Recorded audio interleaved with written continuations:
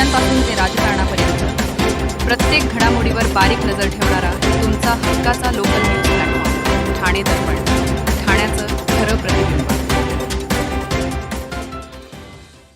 मुंबई, नवी मुंबई, पालघर आणि गुजरात भागातील वाहतुकीसाठी घोडबंदर हा मार्ग महत्त्वाचा मानला जातो। या मार्गावरून अवजड वाहनांसह स्थानिक रहिवाशांची वाहने वाहतूक करतात। या मार्गावर मुख्य आणि सेवा रस्ता जोडणी मेट्रो प्रकल्पाचे काम सुरू असल्याने मार्ग अरुंद झाल्याने वाहतूक कोंडी होते। त्यातच गायमुख रस्त्याची दुरावस्था आणि डोंगर भागातून वाहून येणारे पावसाचे पाणी यामुळे कोंडीत भर पडत आहे। या कोंडीमुळे नागरिक हैराण झाले असून ही कोंडी सोडवण्यासाठी परिवहन मंत्री प्रताप सरनाईक यांनी काही उपाय सुचवून डिसेंबरपर्यंत त्याची अंमलबजावणी करण्याच्या सूचना वाहतूक पोलिसांना केल्यात। घोडबंदर रस्ता हा वाहतुकीसाठी महत्त्वाचा मानला जातो। या रस्त्यावरून अवजड वाहनांसह परिसरातील वाहनांची सतत वाहतूक असते। या मार्गावरील फाउंटन हॉटेल ते गायमुख घाट पर्यंतचा रस्ता सार्वजनिक बांधकाम विभागाने नुकताच मीरा भाईंदर महापालिकेला हस्तांतरित केला आहे। या रस्त्यावर दरवर्षी पावसाळ्यात मोठमोठे खड्डे पडतात।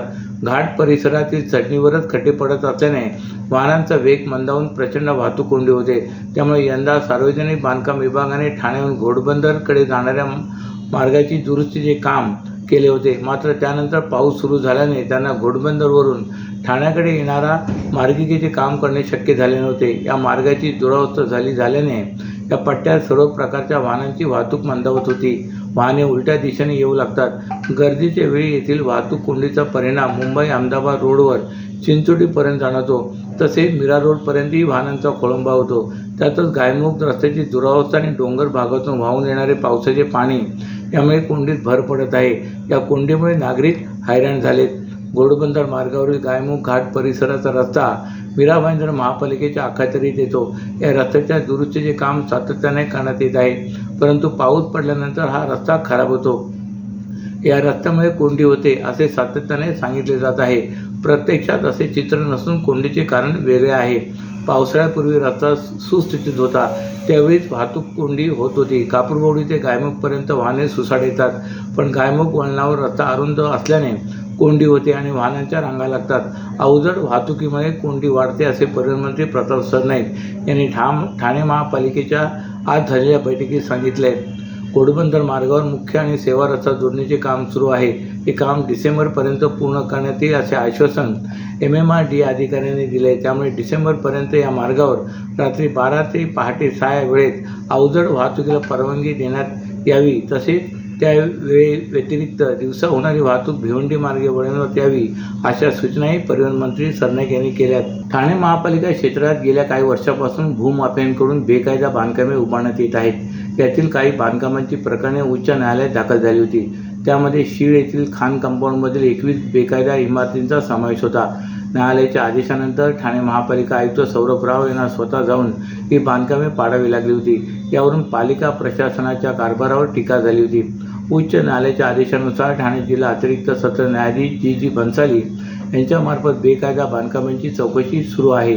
तसेच उच्च न्यायालयाच्या आदेशानंतर बेकायदा बांधकामांना आळा घालण्यासाठी ठाणे महापालिकेने विशेष मोहीम सुरू केली असून त्यात बेकायदा बांधकामे तोडण्यात येत आहेत। याशिवाय ठाणे महापालिकेकडूनही शहरातील बेकायदा बांधकामांचे सर्वेक्षण करण्यात आले आहे।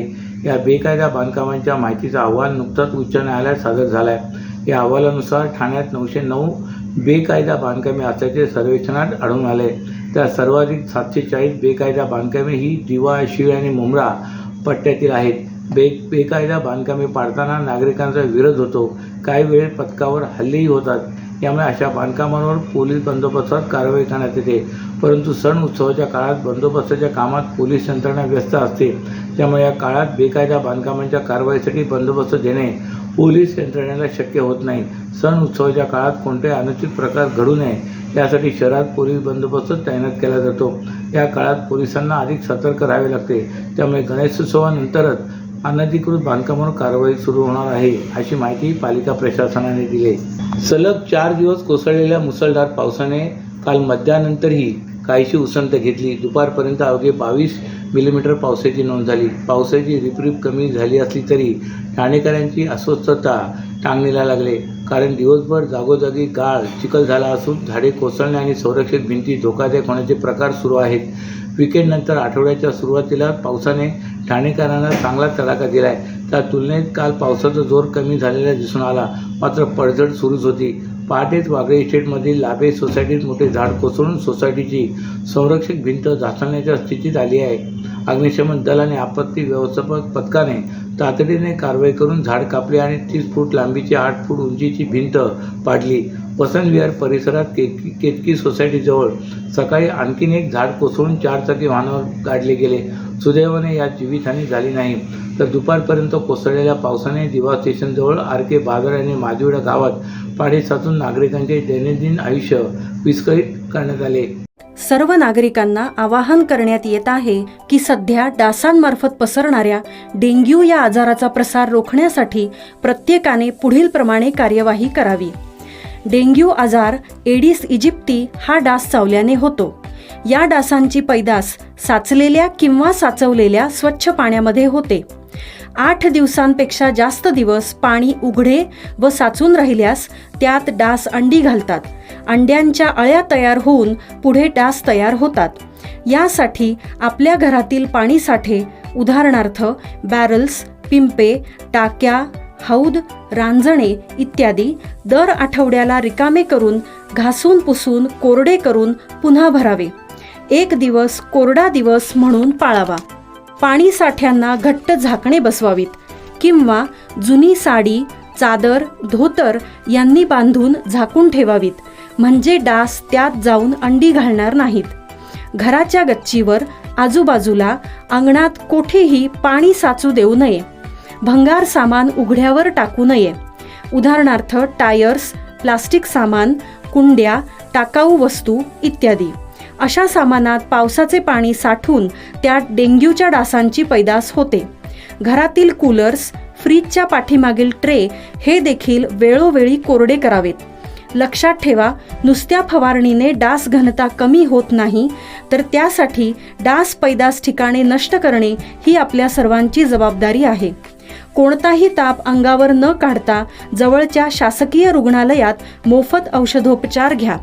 अशा प्रकारे नागरिकांनी सहकार्य केल्यास डेंग्यूचा प्रसार रोखणे सहज शक्य आहे.